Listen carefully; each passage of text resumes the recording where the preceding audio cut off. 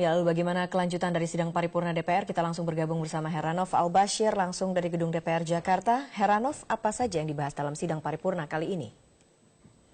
Sebagai bagian dari pengawasan terhadap langkah-langkah yang sedang dijalankan oleh pemerintah untuk menghadapi persoalan ini, jangan sampai harga-harga kebutuhan Ya, Heranov. semakin liar. Ya Eva, sidang paripurna masa sidang ketiga DPR dimulai tadi pada pukul 10.30 waktu Indonesia Barat dihadiri oleh 300 anggota DPR. Ini berarti masih ada saja anggota DPR yang bolos, sekitar 255 anggota DPR setelah melakukan reses lebih kurang 1 bulan lebih.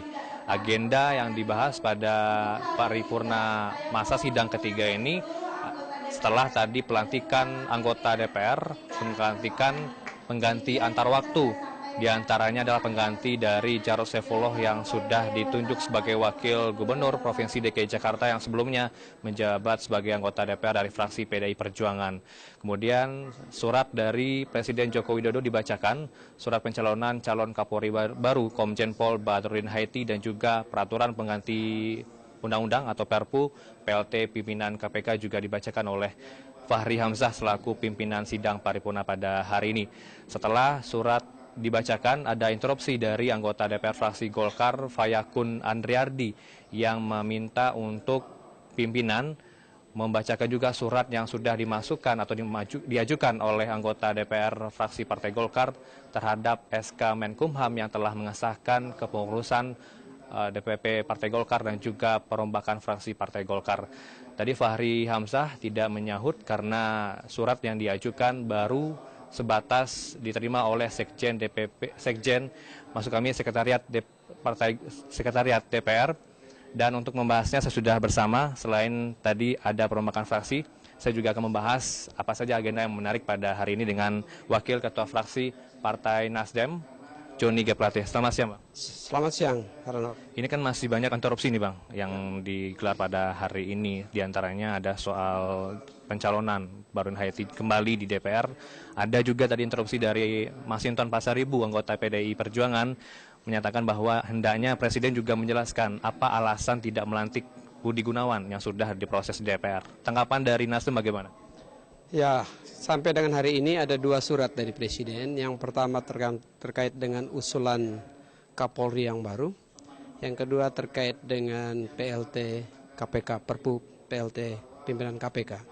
Nah, terkait dengan usulan pergantian Kapolri, fraksi Partai Nasdem khususnya melihat ini kewenangan konstitusionalnya Presiden. Nah, Presiden mau mengusulkan siapa, menggantinya, mengusulkan baru, itu kewenangan sepenuhnya Presiden. Nah, akan tetapi di DPR sendiri ada mekanisme sebagaimana yang diatur melalui Undang-Undang MD 3. Karena DPR telah menyetujui usulan Presiden terhadap Pak Komisaris Jenderal Budi Gunawan sebagai Kapolri dan kemudian Presiden menggantikannya, maka mekanisme yang akan berlaku adalah yang pertama proses pembatalan persetujuan terhadap pengangkatan Komjen Budi Gunawan. Selanjutnya proses fit and proper test atas usulan baru ya Komjen Badrodin Haiti. Saya kira itu mekanisme yang biasa, dan kedua perwira tinggi ini layak menjadi Kapolri, maka seharusnya tidak perlu ada masalah yang luar biasa dalam proses itu di DPR. Yang harus menjadi perhatian kita saat ini adalah kekosongan pimpinan Polri sekarang ini sudah berlangsung cukup lama.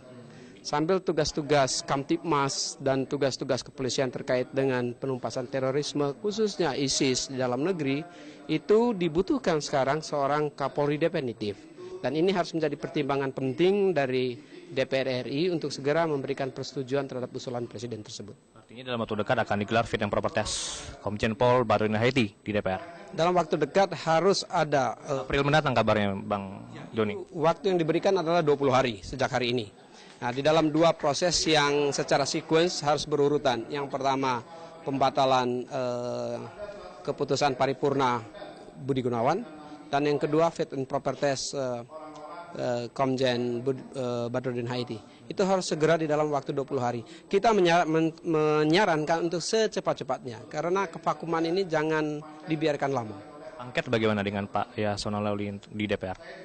Kalau angket itu ada syarat-syaratnya angket. Ya, salah satu syarat angket itu kebijakan pemerintah itu dicurigai melanggar undang-undang dan dia berdampak luar biasa terhadap kehidupan masyarakat. Terkait dengan surat keputusan Menkumham atas kepengurusan baru Golkar, ya, hingga saat ini angket itu masih menjadi opini dan isu-isu politik saja. Itu belum dibahas sama sekali di rapat paripurna, dan bahkan gerakan itu sendiri harus memenuhi syarat pasal 198 di mana pengusulnya minimum 20 orang dari 2 fraksi yang hingga saat ini belum ada itu. Terima kasih Bang Joni atas waktunya dengan Metro TV. Ya, demikianlah perbincangan saya dengan Joni G. Plate, Eva, selaku Wakil Ketua Fraksi Nasdem, yang menarik adalah angket yang selama ini digulirkan oleh KMP ternyata masih saja tidak jelas sampai sekarang. Tadi juga Fahri Hamzah mengatakan belum ada surat hak angket yang diajukan sebanyak 20 anggota DPR. Kembali ke Anda, Eva. Baiklah, Heranov Al-Bashir melaporkan langsung dari gedung DPR Senayan, Jakarta.